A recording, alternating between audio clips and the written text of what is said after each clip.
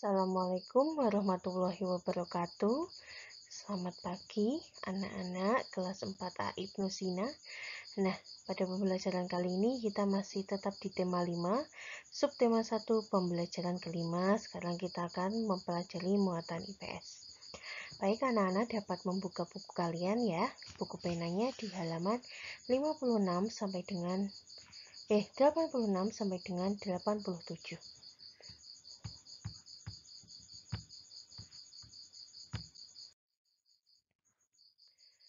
Nah, pada pembelajaran kelima kali ini kita muatan IPS.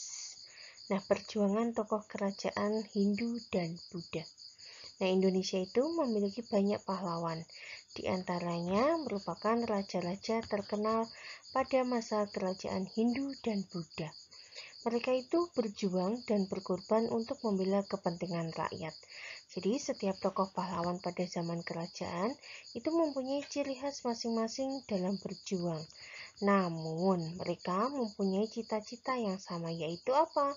Menciptakan perdamaian, memperjuangkan kesejahteraan dan persatuan bangsa. Nah, salah satu tokoh yang terkenal pada masa kerajaan Hindu dan Buddha itu misalnya Raja Sanjaya. Nah, pada masa pemerintahannya, rakyat hidup aman dan sentosa. Nah, Raja Sanjaya itu merupakan seorang raja yang pemeluk agama Hindu yang taat pada ajarannya.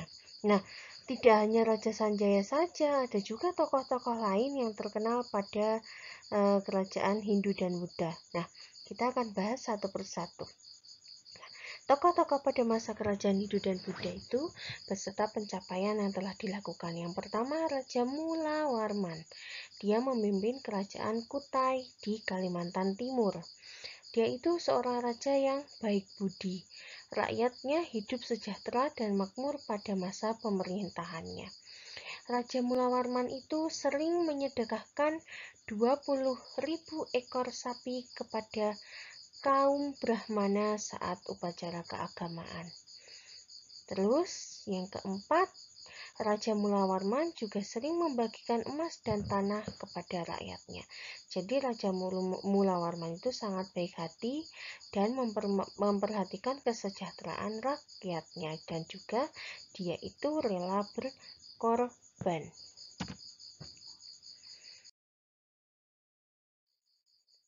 Nah, yang kedua Raja Purnawarman. Nah, dia itu memimpin kerajaan Tarumanegara yang ada di Jawa Barat. Kalau tadi Raja Mulawarman di Kalimantan Timur, Raja Purnawarman itu di Jawa Barat. Dia itu jasanya itu perjuangannya itu membuat saluran air yang mengairi lahan pertanian. Manfaatkan sungai untuk mencegah banjir. Seorang raja dan bijaksana. Terus berani melawan perampok dan bajak laut. Juga dia itu sangat memperhatikan rakyatnya. Raja yang ketiga yaitu Raja Hayam Wuruk. Dia itu memimpin kerajaan Mojopahit di Jawa Timur.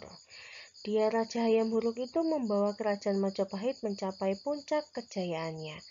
Dia itu juga mensejahterakan rakyat dengan membuka lahan pertanian dan membuat bendungan serta saluran pengairan. Rakyatnya hidup damai dan makmur karena pertahanannya yang kuat dari serangan musuh. Itulah jasa-jasa Raja Hayam Wuruk, kerajaan Mojopahit di Jawa Timur. Yang keempat, Mahapatih Gajah Mada. Nah, dia itu memimpin kerajaan Mojopahit juga yang ada di Jawa Timur setelah Hayam Wuruk. Mahapatih Gajah Mada itu seorang mahapatih yang gagah, berani menaklukkan wilayah lain untuk mempersatukan Nusantara.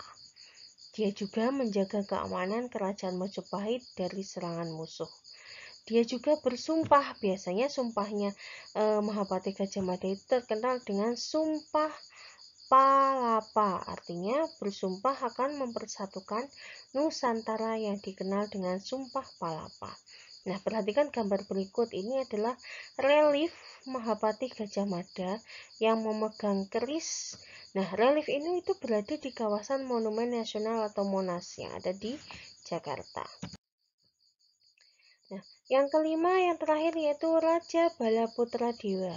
Dia itu memimpin kerajaan Sriwijaya yang ada di Sumatera Selatan. Dia itu berhasil membawa kerajaan Sriwijaya mencapai kejayaannya, membuat kerajaan Sriwijaya dikenal sebagai kerajaan maritim yang kuat dan menjadi pusat perdagangan di Asia Tenggara. Dia juga membuat kerajaan Sriwijaya dikenal sebagai pusat pendidikan dan penyebaran agama Buddha. Nah, jadi kelima raja inilah yang memimpin kerajaan Hindu-Buddha pada zaman dahulu. Ada Raja Mulawarman, Purnawarman, Raja Hayam Wuruk, Mahapati Gajah Mada, dan Raja Balaputra Dewa. Nah, setelah kalian mendengar penjelasan dari Bu Puri, anak-anak dapat mengerjakan soal. Ayo berlatih di halaman 87, nomor 1 sampai dengan 5. Nah, sekian dari Bu Puri akhiri. Wassalamualaikum warahmatullahi wabarakatuh.